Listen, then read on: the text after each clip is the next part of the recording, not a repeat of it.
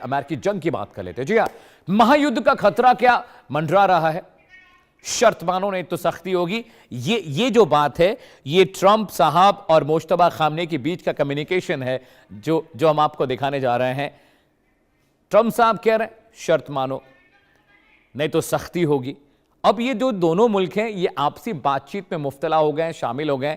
देखिए, मुश्तबा खामने कह रहे शर्त मानो, ट्रंप साहब कह रहे हैं नहीं, सख्त हैं, हम आपकी शर्त नहीं मानेंगे, हम अपने हिसाब से काम करेंगे। तो क्या महायुद्ध का खतरा बढ़ता जा रहा है? क्योंकि सीज फायर अनिश्चितकालीन वक्त के लिए हुआ तो है, लेकिन ना तो अमेरिका झुकने को तैयार है, ना तो ईरान झुकने के लिए तैयार है, और हर कोई सिर्फ यही कह रहा है कि हमारी बात मानो, हमारी शर्तें मानो, हमारी बात मानो, हमारी शर्तें मानो, नहीं तो पीस टॉक्स नहीं होंगे। इसीलिए अमेरिका इस्लामाबाद नहीं गया और ईरान ने भी अपना डेलीगेशन नहीं भेजा।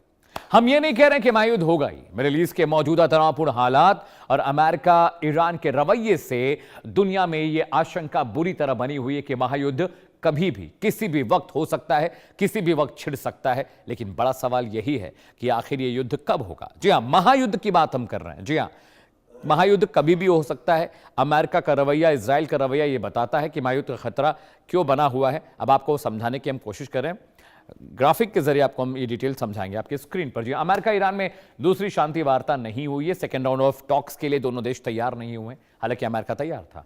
ईरान ने हॉर्मुज पर पहले नाकेबंदी हटाने की शर्त रखी। ईरान ने कहा पहले नाकेबंदी हटाओ, अपनी मरीन्स, अपनी नेवी को हटाओ, तब हम बात करेंगे। ट्रंप ने समझौते से पहले ब्लॉकेड हटाने से इनकार किया। उन्होंने कहा कि पहले समझौता हो जाए, बातचीत हो जाए, हम किसी एक पॉइंट ऑफ कॉन्टेंट पर पहुंच जाए, उसके बाद हम वहां से नाकेबंदी हटाएंगे। हॉर्मुज में तेल टैंकरों की आवाजाही बंद कर दी गई है। अमेरिका तमाम चाइनीज और ईरानियन जो शिप्स हैं, वेसल्स, उनको मूव नहीं करने दे रहा है। पहले दौर की वार्ता भी बेनतीजा रही थी क्योंकि लेबनान में हमले होते रहे, शर्तों की बात आ गई। अमेरिका ने कहा हम शर्त नहीं मानेंगे, ईरान ने कहा बिना शर्तों के बात नहीं होगी। 22 अप्रैल को सीज फायर की समय सीमा खत्म हो गई। तो उसके बाद आज दिन में सुबह यह खबर आई कि पाकिस्तान की गुजारिश पर ट्रंप साहब मान गए। कल रात को 1:30 बजे उन्होंने एक सोशल मीडिया पर अपने एक पोस्ट किया, ट्रुथ सोशल पर। ट्रंप ने कुछ दिनों के लिए एक तरफा सीज फायर बढ़ा दिया है, अनिश्चितकालीन।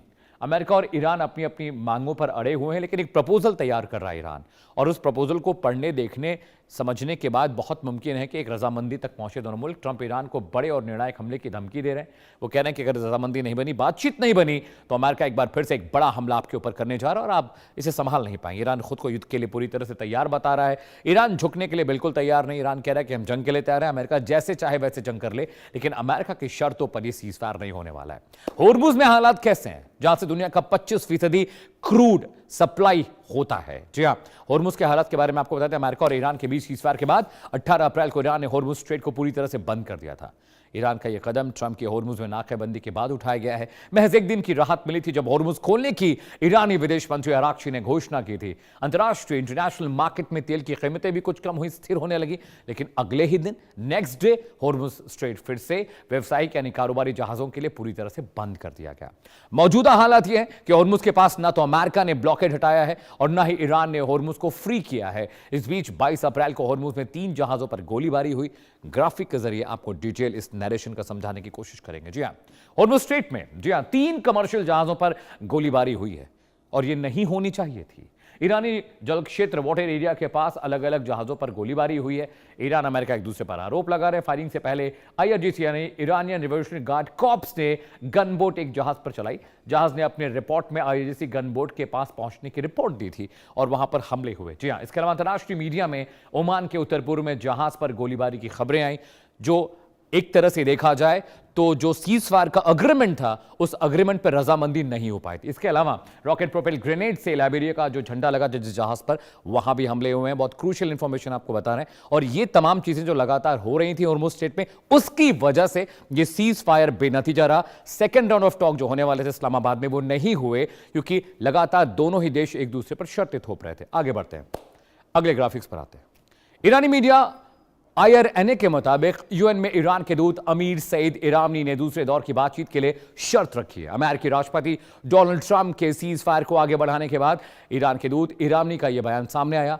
अमेरिका से दूसरे दौर की बातचीत के लिए ईरान ने क्या शर्तें रखी हैं, आइए आपको ग्राफिक के जरिए बताते हैं, समझाते हैं, दिखाते हैं। जी दर्शकों, वॉल पर देखिए, हॉर्मुज में अमेरिका ब्लॉकेड खत्म करे, ये बात ईरान कह रहा है। हॉर्मुज में नाकेबंदी सीज फायर का उल्लंघन है। ये नैरेटिव, ये जो नैरेशन है, ये ईरान का है। जी हां, इसके अलावा ब्लॉकेड हटते ही अगले दौर की शांति वार्ता शुरू हो जाएगी। बातचीत को लेकर लगातार इस पर चर्चा भी हो रही। इस्लामाबाद में दूसरे दौर की बातचीत होनी है, कब होगी इसे लेकर अगले दौर को लेकर जानकारी अभी नहीं है। Date has not been decided yet. America को पहले सीजफायर के उल्लंघन रोकना होगा। सीजफायर का उल्लंघन अमेरिका ना करके इजराइल ज्यादा करे। ईरान ने सैन्य आक्रामकता की शुरुआत नहीं की थी।